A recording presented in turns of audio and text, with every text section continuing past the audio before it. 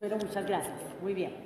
Bueno, señor presidente, ya llevamos 3 sesiones plenarias donde desde diferentes puntos de vista se han ocupado las distintas bancadas en lo que tiene que ver con abordar el análisis del proceso de la licitación para la renovación de los buses asociados a las fases 1 y 2 del sistema Transmilenio, el cual ha sido fragmentado en 2 componentes. 1, provisión de los buses, y 2, operación y mantenimiento de la flota y patio talleres, que en palabras de la Administración minimiza el riesgo de la operación e incentiva la mejor calidad en la prestación del servicio. Es decir, todos los debates han girado en torno al enfoque mismo de la licitación, el contenido de los prepliegos y documentos técnicos de soporte, a sus alcances y limitaciones, incluso a sus impactos y falencias, entre ellas presuntas ilegalidades, la cual sin duda es importante y tema sobre el que también trataré de ocuparme muy brevemente. No obstante lo anterior, yo quisiera preguntarle a la ciudad, ¿qué es lo que en el fondo se discute hoy? ¿Será meramente la estructuración de un proceso licitatorio con sus componentes o el futuro de las actuales y las nuevas generaciones? Sin duda alguna, para mí, la válida y oportuna discusión tiene este último alcance señalado, es decir, un debate de fondo sobre el futuro de nuestra ciudad, sobre el futuro de nuestra sociedad, sobre lo que queremos y deseamos para tener una generación y una ciudad mejor a partir de las decisiones de política pública que se adopten hoy por parte de esta Administración. Por eso, si ustedes me lo permiten, quiero, para enfocar mi presentación, mostrarles 2 breves videos de 30 segundos. Las imágenes, como podemos ver allí en las diapositivas, hablan por sí solas.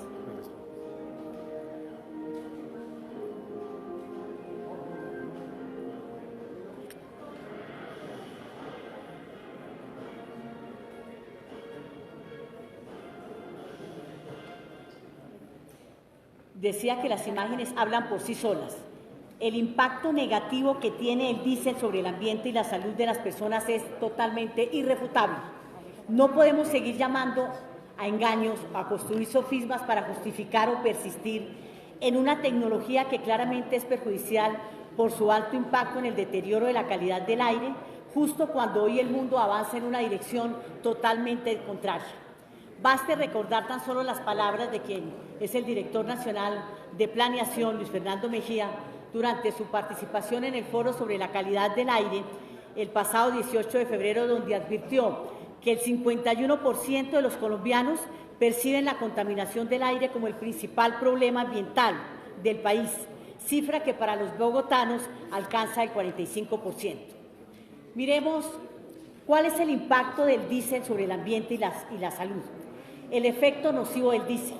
A nivel mundial existe un consenso en reconocer que los vehículos de motor diésel consumen menos combustible que los de gasolina, pero causan 4 veces más contaminación atmosférica que el resto, pues emiten niveles muy superiores de dióxido de nitrógeno y partículas en suspensión, siendo 2 de los principales contaminantes del aire. Estas partículas, por su pequeño tamaño, conocidas como PM10 y PM2.5, al ingresar a los pulmones quedan retenidas en las vías respiratorias.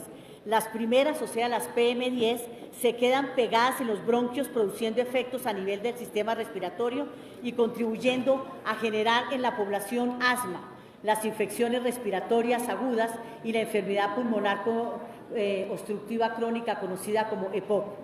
La segunda, las PM2.5, por ser tan pequeñas, atraviesan los filtros corporales al punto de lograr pasar al torrente sanguíneo, pudiendo potencialmente dañar cualquier órgano o sistema, siendo agente causante de accidentes cardiovasculares, enfermedad isquémica del corazón, enfermedades cardiovasculares y cáncer de pulmón. Pero digamos que la alarma la prende la Organización Mundial de la Salud, la que dio la voz de alarma al señalar que el diésel, además de expulsar una mayor cantidad de partículas, emite más óxido de nitrógeno, un cancerígeno que no solo empeora la calidad del aire, sino que incide en el aumento de enfermedades asociadas a la contaminación del aire.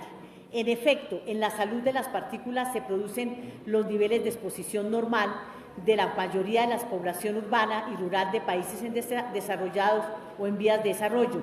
No hay que realizar una actividad especial ni estar en un entorno especial. La exposición crónica aumenta el riesgo de enfermedades cardiovasculares, respiratorias y cáncer del pulmón, factores de origen geofísico, físicos, químicos y biológicos. De tal suerte que, según la Agencia Internacional para la Investigación del Cáncer, órgano consultivo de la Organización Mundial para la Salud, dice que existe suficiente evidencia científica para determinar que exponerse al aire producido por la polución causa cáncer. Esta situación se agrava cuando, al revisar el estudio efectuado por la OMS sobre la exposición e incremento de enfermedades por causa de contaminación del aire en el 2016, se evidencia que Colombia es el cuarto, óigase bien, es el cuarto país de Latinoamérica con mayor número de muertes anuales asociadas a dicha contaminación, para un total de 6.502 muertes. Teniendo en cuenta la población que habita en las zonas urbanas de Colombia, en donde se presentan los mayores índices de contaminación, aproximadamente el 76% de la población, se estima que anualmente el número de defunciones en Bogotá por causas atribuibles a la mala calidad del aire es de 1.996. Según el estudio de estimación de los beneficios económicos en salud asociados a la reducción del PM10 en Bogotá del 2013, de generarse una política pública integral encaminada a reducir en el lapso de 10 años, 2011-2020, los niveles del PM10 a los límites exigidos por la norma nacional de 50 por milímetro cúbico anual, se podrían generar beneficios ambientales, de salud pública y económicos. En este sentido, óigase bien, se podrían reducir más de 13.000 casos de mortalidad, alrededor de 28.000 hospitalizaciones por causas respiratorias en niños menores de 5 años, cerca de 5.500 atenciones en unidades de cuidados intensivos. Todo ello aportaría, en términos monetarios, ahorros públicos alrededor de 16 billones de pesos en dicho periodo. La licitación, entiendo, tiene un costo de 5 billones de pesos, y en ese lapso de tiempo tendríamos una reducción nada menos de una cifra nada despreciable de 16 billones de pesos. Dentro de las mediciones que se hacen en la calidad del aire en Bogotá, existe un estudio adelantado por un ambientalista, Daniel Bernal, ingeniero eléctrico, que en el 2018, sobre la presencia del PM2.5 dentro del sistema Transmilenio. Bernal señala, abra comillas, he tomado medidas en las estaciones de Transmilenio, en carros particulares, en bicicleta, caminando, en buses híbridos y en el SITP. La conclusión es que lo más contaminado es Transmilenio, tanto en buses como en estaciones. He llegado a obtener valores de 300 micras por metro cúbico, que son picos muy altos. Dentro del bus, el promedio es de 120 micras por metro cúbico. Al comparar esta información de Bernal con el índice de calidad del aire, ICA, contemplado en la resolución del Ministerio de Ambiente del 2017, se observa que la contaminación en las estaciones de Transmilenio se encuentra en el rango de muy dañina para la salud. Significa que la población que transita dentro de estas corre el riesgo de presentar graves enfermedades significativamente, pues como lo dice la Organización Mundial de la Salud, supremamente graves.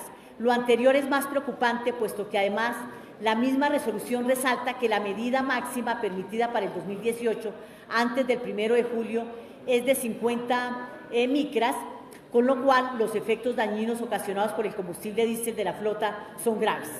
Si quisiéramos tener una idea más concreta del impacto nocivo ocasionado por las partículas 2.5 en las personas, bien podríamos traer el estudio adelantado por Berzely Air, el cual asocia este índice medido por ciudades del mundo con el número de cigarrillos que consumiría una persona. El estudio arroja que la ciudad de Shenzhen, en China, es la más contaminada, equivalente como si una persona se fumara 63 cigarrillos al día. Al comparar, pueden ver ustedes en la diapositiva que se está proyectando, al comparar estos resultados con los obtenidos por Daniel Bernal en las mediciones del sistema Transmilenio, podríamos decir que Bogotá se encuentra a nivel de la cuarta ciudad de China más contaminada, Handan, y que los usuarios del sistema estarían consumiendo en promedio 5 cigarrillos diarios, y si tomamos la medida más alta registrada por Bernal, de 300 micras, este consumo ascendería a 13.5 cigarrillos. Como bien se puede concluir, la situación actual de la contaminación del aire en Bogotá, derivada del combustible diésel, es altamente preocupante por las graves consecuencias para la salud de sus habitantes. Miremos ahora hacia dónde va el mundo en materia ambiental y de transporte. Hay acuerdos globales. Desde finales del siglo pasado, las Naciones Unidas, a través de ha venido construyendo protocolos, compromisos que puedan revertir el daño ambiental y el cambio climático a nivel mundial, promoviendo la adopción de acciones y de políticas encaminadas al uso de tecnologías limpias. Un primer avance fue el establecimiento de los Objetivos de Desarrollo del Milenio, dentro de los cuales se preveía garantizar la sostenibilidad del medio ambiente. Un segundo paso fue la formulación de los 17 Objetivos de Desarrollo Sostenible del 2012, con el fin de ser alcanzados a más tardar en el 2030, siendo prioritarios aquellos como energía asequible y no contaminante, ciudades y comunidades sostenibles, producción y consumos responsables, los cuales buscan de manera urgente reducir la huella ecológica mediante un cambio en los métodos de producción y consumo de bienes y recursos. Y un tercer logro ha sido la suscripción, al cual ya han hecho referencia varios colegas, del Acuerdo de París en el 2015, con el ánimo de luchar por la reducción del calentamiento global. Como resultado del Acuerdo de París, Colombia expidió la resolución 2254 del 2017, del cual el Ministerio de Ambiente, por la cual se adopta una norma de calidad del aire ambiente y se dictan otras disposiciones. Pero algo que me parece muy importante traer a colación no es solamente ya los avances, no se limitan exclusivamente a los compromisos adquiridos a través de la ONU o de los gobiernos y la adopción de políticas, sino que también empiezan a manifestarse desde decisiones judiciales que son muy importantes, como la adoptada recientemente por el Tribunal Administrativo de Alemania en Leipzig, el cual se pronunció a favor de la defensa de las prohibiciones introducidas por tribunales inferiores en las ciudades de Stuttgart y Düsseldorf, dos de las ciudades alemanas más contaminadas, al dictaminar, óigase bien, a través de decisiones judiciales. Las ciudades tienen el derecho de prohibir los motores diésel en un esfuerzo por mejorar los niveles mortales de la calidad del aire. Esto me parece traer esta jurisprudencia internacional muy importante si nosotros tenemos en cuenta que dentro de las competencias asignadas al Consejo de la Ciudad está también de dictar normas sobre medio ambiente. Es decir, sería una competencia de esta ciudad poder entrar a restringir y entrar a prohibir rotundamente, como existe ya y a través, lo hemos visto en otros países del mundo y como se ha pronunciado tribunales internacionales al que he hecho referencia, el caso de Alemania, de prohibir el uso de motores diésel. Miremos experiencias mundiales. Y es que el tema de la sustitución de vehículos de transporte público a diésel por tecnologías limpias con cero emisiones contaminantes no es un sueño o un embeleco tropical. Hoy es ya una realidad de diferentes ciudades, como Shenzhen en China, donde mediante una ley se prohibió la circulación de buses con combustión, los cuales fueron reemplazados 16.359 buses al 100% por eléctricos. En Madrid, España, desde el 22 de enero del 2018 empezó a circular la primera línea de buses eléctricos en la ciudad, la cual abordaría la ruta número 76, y en la actualidad en Santiago de Chile se adelanta un proceso de licitación similar que busca que para mediados de septiembre del presente año tenga la primera flota de buses eléctricos de Latinoamérica con la adquisición de 90 nuevos buses. Es decir, mientras el mundo avanza en la dirección de proteger la salud y el medio ambiente de sus sociedades, nosotros buscamos todo lo contrario. Ahora voy a referirme a algunos aspectos de la licitación de Transmilenio. Para mí, en este momento, es una oportunidad de oro la que tiene Bogotá con esta licitación. La renovación obligatoria de la actual flota de buses al llegar al final de su vida útil, los actuales vehículos comprados bajo el estándar Euro 2, nos coloca en un punto crucial de la historia de la ciudad. Los bogotanos debemos decidir entre continuar con el uso de un combustible diésel que, como ya se está demostrado, es causa directa de muerte y enfermedades, o unirnos a las tendencias mundiales que apuntan al uso de tecnologías limpias y amigables con el medio ambiente y la vida. La decisión es hoy y no podemos continuar atrasados siguiendo rastros de destrucción que ya han sido recorridos por otras experiencias. Usted, doctora María Consuelo Araujo, usted tiene hoy en sus manos una oportunidad de oro. La decisión de heredarle a esta ciudad, que también la ha tratado a usted, un futuro provisorio o condenarla a un degradante entorno a las próximas generaciones. Estamos en capacidad de adquirir una flota de buses 100% eléctrica. Más adelante vamos a demostrar por qué sí se puede. No se trata de repetir o enfatizar, digamos, lo que ya han expresado las distintas bancadas con relación a este tema, pero sí me parece muy importante que esta decisión de la actual licitación trasciende de la esfera, digamos, de lo contractual, de lo jurídico, de lo institucional, y realmente yo, pues, digamos, el énfasis más de este debate, en mi caso, está en cuanto al impacto que compromete la vida, la salud y el medio ambiente de las generaciones actuales y futuras. No podemos condenar a nuestros hijos a que por los próximos 10 años se sigan respirando diésel. Pongamos un ejemplo acá. Varios de los colegas que conforman esta corporación tienen hijos pequeños. Aquí está Nelly Patricia, sus hijos tendrán 7 años, 6, 7 años. Está Jeffer Vega, está Jorge Eduardo Torres, está David Ballén, está Cinia Navarros, todos tienen hijos pequeños. Yo les pregunto a ustedes, honorables concejales y concejalas, si ustedes están dispuestos a que sus hijos por más de 10 años crezcan respirando diésel, crezcan bajo la sombra y el temor de adquirir enfermedades asociadas a la contaminación del aire, crezcan bajo el riesgo latente de aparición de una enfermedad sobreviniente que pueda truncar todos sus sueños. A mí me parece que por favor debemos pensar en nuestros niños y no en los intereses inmediatistas de unos pocos. Creo que aquí tenemos que tener grandeza y tener corazón y pensar en nuestros niños de hoy y del mañana. Yo voy a referirme ahora a algunos aspectos de la licitación a los cuales no han hecho referencia los colegas. Yo lo he llamado menos cambios de maquillaje. De la lectura de los prepliegos, doctora María Consuelo y señor secretario de Movilidad, y los documentos técnicos soporte que nos conocemos, tanto no se modifique el modelo financiero.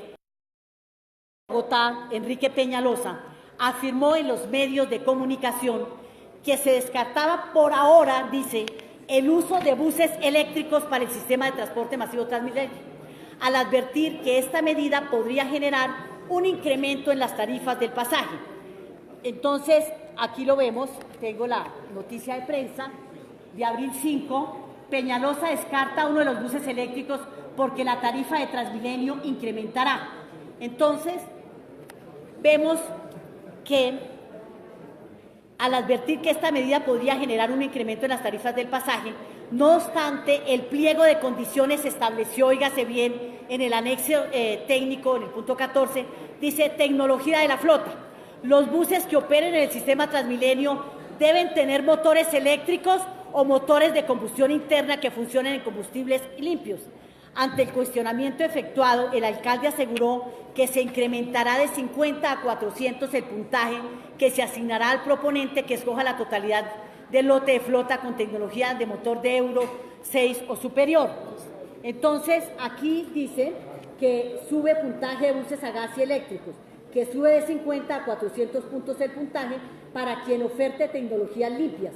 Según el alcalde Enrique Peñalosa, esto garantizará que la flota pueda ser a gas o eléctrica y así mejorar la calidad del aire de la capital, dado que estos vehículos tienen más de 1 millón de kilómetros de recorrido. Entonces yo pregunto, ¿en qué estamos? De una parte, el alcalde mayor de la ciudad dice que es imposible en este momento entrar con buses eléctricos porque afectaría la tarifa.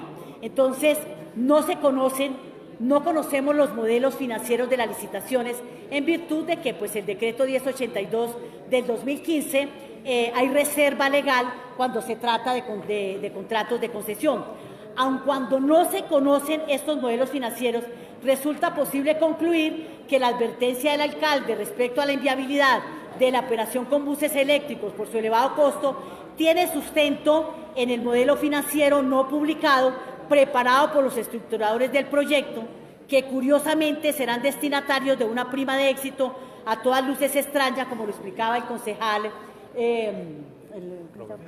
Roberto Inestrosa, por no decir ilegal a la naturaleza contractual. Por eso yo quiero que me pregunte, que me responda la administración, cuál es el fundamento jurídico para establecer primas de éxito en este tipo de contratos. Realmente lo desconozco, porque pues digamos que este tipo de pactos de primas de éxitos son más, se utilizan más en lo que tiene que ver con el litigio, no conozco. Bueno, por tanto, la asignación de puntaje adicional como mecanismo de estímulo a la presentación de propuestas que incluyan buses eléctricos es inocua, hasta tanto el modelo financiero se ha ajustado a la realidad de los costos de los buses eléctricos, que si bien implica una mayor inversión inicial en los costos de equipamiento, también determina que se disminuyan drásticamente las provisiones de costos de operación y mantenimiento. Los buses eléctricos no están a prueba en el resto del mundo, eso es falso, están operando como ya lo señalamos anteriormente. Tengo alguna otra duda que quisiera también que la administración la tuviera en cuenta en el momento de las respuestas. ¿Ese contrato es de concesión o es un contrato de suministro? El primero, como ustedes saben, se ha partido en dos la licitación. Adicionalmente a todo lo anteriormente dicho, nos surge una interrogante de fondo sobre el modelo de la licitación. Se dice en los pliegos que la licitación pública de Transmilenio 01-2018 tiene por objeto seleccionar las propuestas más favorables para la adjudicación hasta de 6 contratos de concesión, cuyo objeto será la financiación, compra y entrega del uso de la flota del sistema Transmilenio para la entrega del uso y control de la misma al operador. Es decir, la administración a través de los estructuradores ha determinado que estamos frente a un contrato de concesión, el cual tiene claramente una naturaleza y unos elementos particulares que lo hacen único y diferente. Según sentencia de la Corte Constitucional, la concesión es el contrato por medio del cual una entidad estatal, primera obligada a la prestación de un servicio público, confía la prestación del mismo a manera de delegación a una persona, generalmente un particular, denominado concesionario, quien actúa en nombre y riesgo propio la operación. Entonces yo pregunto aquí, ¿qué se está operando? Explotación, pregunto, ¿qué se está explotando? Prestación o organización de un servicio público, bien sea de manera parcial o total. La Corte ha traído unos elementos que son...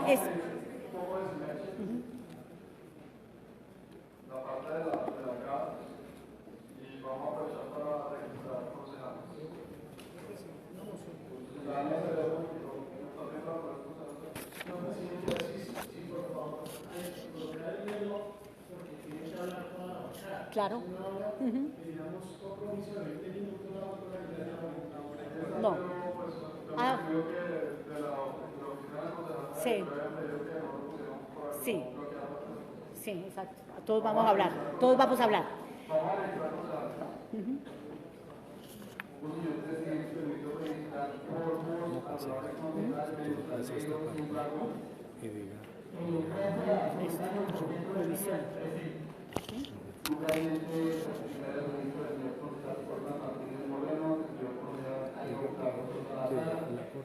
Los elementos propios del contrato de concesión y que en su análisis usted no los observa, que cuando se revisa el tema, los pliegos se habla de provisión, el sinónimo de provisión.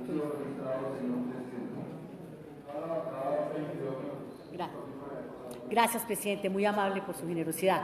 Entonces, la Corte Constitucional, a través de la sentencia que he citado, dice que es el contrato de concesión. Entonces yo me pregunto en este caso que cuando se adquieren los buses, ¿qué se está operando, qué se está explotando? Y ahí están claramente los elementos. Y si nosotros en los prepliegos se utiliza la palabra provisión y uno se va al diccionario de la Real Academia de la Lengua y encuentra como sinónimo de provisión suministro. Entonces yo pregunto si este más bien no es un contrato de suministro y no es un contrato de concesión, porque como dicen por allí, camina como pato, tiene patas de pato, nada como pato, no puede ser una gallina. Entonces tengo esa duda, que me dijeran por qué lo estructuraron como un contrato de concesión. Visto lo anterior, observamos, tanto por los términos previstos en el prepliego como en el anexo 1 de la minuta de contrato, que su objeto y contenido distan diametralmente de la naturaleza del contrato de concesión señalado por la Corte Constitucional.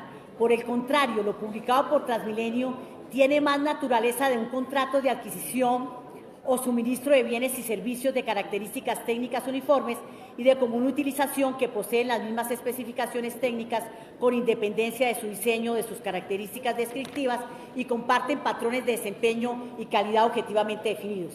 Este interrogante debe ser absuelto con plena claridad antes de la publicación definitiva de los pliegos por parte de Transmilenio, porque si fueran contrato de suministro, entonces la propiedad de la flota sería de Transmilenio y no en este caso de particulares como está previsto a través de la concesión. ¿Existen estudios comparativos por tipo de tecnología?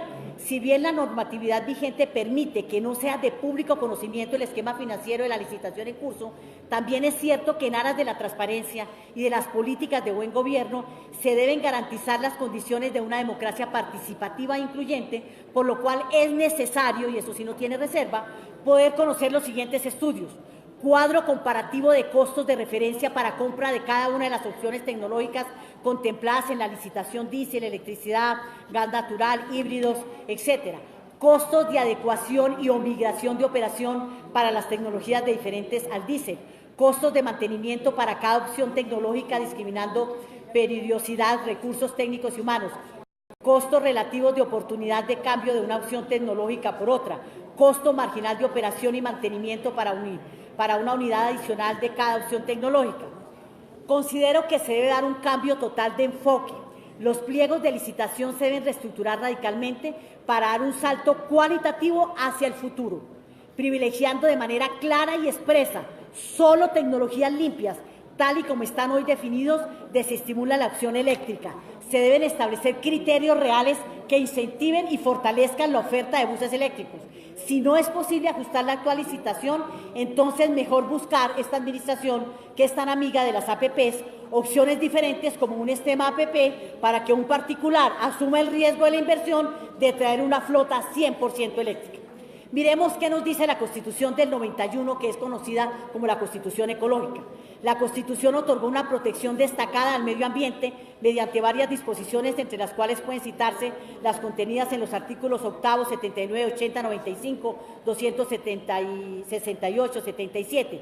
Una Constitución ecológica en particular consagró el deber del Estado y de las personas de proteger las riquezas naturales de la nación, el derecho de todas las personas a gozar de un ambiente sano y el deber de aquel de promover la diversidad e integridad del ambiente. Por esta razón, y ante la eventualidad que la Administración no escuche el clamor ciudadano de aprovechar esta oportunidad que la he llamado de oro para adquirir 1.383 nuevos buses con tecnologías limpias, el camino a seguir es acudir a los mecanismos jurídicos que claramente protegen los derechos colectivos al medio ambiente, tal y como lo ha efectuado recientemente el Tribunal Administrativo alemán. El Consejo y sus competencias ambientales, ya había hecho referencia que tanto en la Carta Política como también el Decreto Ley 1421 le da facultades al Consejo. Propongo un plan, porque aquí no podemos decir que queremos 100% buses eléctricos sin entrar a proponer un plan. Para concluir, y siendo propositiva para la ciudad, pues considero que debo formar parte de la solución y no parte del problema, propongo algunos ítems que considero totalmente válidos y viables. Licitación 100% eléctricos, ya sabemos por qué. Los argumentos a favor son amigables con el medio ambiente, cero emisiones de material particulado, no producen efecto invernadero, la tecnología en transporte avanza hacia este tipo de solución. Afectación de la tarifa al usuario. Aquí el doctor Jorge Rosas y muchos han dicho, sí, muy chévere, pero es que afecta la tarifa al usuario. Miremos, la Administración Distrital ha sido reiterativa al afirmar que la adopción de una flota de buses totalmente eléctrica traería como consecuencia un incremento de la tarifa al usuario, pues los costos asociados a este tipo de transporte elevarían la tarifa técnica y obligarían a tomar esta medida. Al respecto, es necesario aclarar que la ciudad ya ha asumido con recursos propios la diferencia entre la tarifa técnica y la tarifa al usuario, y que la Ley del Plan de Desarrollo se ocupa de dotar a las entidades territoriales de las herramientas necesarias para la sostenibilidad financiera de los sistemas de transporte público. Nuevas fuentes, ¿de dónde saldrían? Nuevas fuentes. El desarrollo e implementación de los sistemas integrales de transporte público en el país han demostrado no ser sustentables financieramente a largo plazo. Por tal razón, la Ley 1753 de 2015, Ley del Plan de Desarrollo, otorgó a los entes territoriales la posibilidad de adoptar y establecer nuevas fuentes de financiamiento para garantizar la viabilidad de sus sistemas integrales de transporte. Artículo 33, otras fuentes, fondos de estabilización y subsidio a la demanda, contribución por el servicio de garajes o zonas de estacionamiento de uso público, cobros por congestión o contaminación. La Nación y las entidades desarrolladas por servicios podrán cofinanciar proyectos de asociación público-privada para el desarrollo de sistemas de servicio público urbano de transporte de pasajeros. Además de las anteriores fuentes de financiación, podrán utilizar otras fuentes como valorización, subasta de norma urbanística, herramientas de captura del valor del suelo y cobro o aportes de edificabilidad adicional. Por lo tanto, es claro que los entes territoriales sí cuentan, óigase bien, con las herramientas necesarias para desarrollar 10 sistemas integrados de transporte público masivo de calidad, pensados en beneficio de los usuarios, del medio ambiente, la salud de los ciudadanos y el sagrado derecho a la vida. Estas condiciones que también le da la ley, y de estas condiciones de que queremos una mejor salud y una mejora en la calidad del aire y del ambiente, pienso que está por encima de cualquier otro tipo de consideración, teniendo la administración las herramientas necesarias.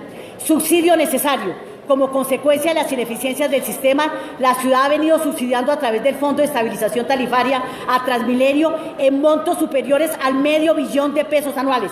Con la implementación del cobro por contribución, si la aprueba este Consejo, a parqueaderos y el cobro por parqueo en vía, se espera el ingreso de recursos que permitan cerrar la brecha que ha generado el actual subsidio de la oferta. Restricción, hago una propuesta, restricción al transporte de carga. El decreto 520 de 2013, que propongo que el gobierno distrital derogue el decreto 520 y expida una nueva norma que en esencia obliga a que todo transporte de carga que inunda las vías de la ciudad mayor a 2 toneladas a circular y a operar el lunes a domingo solo en horario de 9 p.m. a 5 a.m. en toda el área urbana, sin excepción, sin zonas especiales. Esta sencilla medida, la cual ya mencioné en la discusión del proyecto de acuerdo de Bogotá 24 horas, no conlleva mayores inversiones y sí contribuye a mejorar la movilidad de la ciudad y a disminuir la contaminación ambiental. Estímulo a vehículos eléctricos, dados en la ley 23 del 93 en su artículo dice que el gobierno nacional podrá crear incentivos y estímulos económicos para fomentar programas encaminados para el uso y la adquisición de vehículos eléctricos que se podría realizar por medio de exoneración del impuesto de circulación. Ay, que no me vete la misma bancada que no me ha vetado usted, que es el presidente del Centro Democrático. Usted muy generosamente ha dicho que todos vamos a intervenir y yo soy la citante principal. Con respeto, concejal. Para el uso de adquisición de vehículos eléctricos que se podría realizar por medio de, claro que estoy acostumbrada, la exoneración del impuesto de circulación, la exoneración del impuesto de matrícula, la exoneración del derecho de semaforización, ya voy a terminar, la reducción del impuesto al motor, entre otros. Todo esto para estimular que los operadores privados puedan entrar a competir con propuestas de servicios orientados a vehículos amigables con el medio ambiente, puesto que tendrían una clara ventaja en su relación costo-beneficio. Chatarrización a 10 años. Vamos a terminar para que no le dé aquí a un infarto de pronto aquí a uno de los concejales. Es por esta razón que propongo para la ciudad la necesidad de crear una norma que restrinja la circulación de vehículos públicos y privados que tengan más de 10 años en circulación. Circulación restringida en el área urbana, como sucede en París. Una interesante medida que está aplicando la multiplicidad de París consiste en la marcación por medio de calcomanías al parque automotor de la ciudad. Las calcomanías van desde el color verde hasta el negro, siendo que los puntos verdes se aplican a los vehículos con 0 o menor emisión de gases tóxicos y los puntos negros a los vehículos más contaminantes.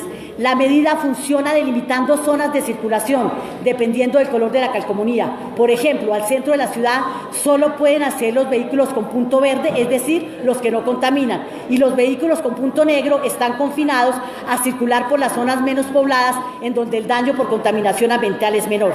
Esta sencilla medida es otra propuesta totalmente viable que contribuye a mejorar y mitigar el daño ambiental en las zonas más neurálgicas de la ciudad. Ampliar plazo de entrega de buses eléctricos.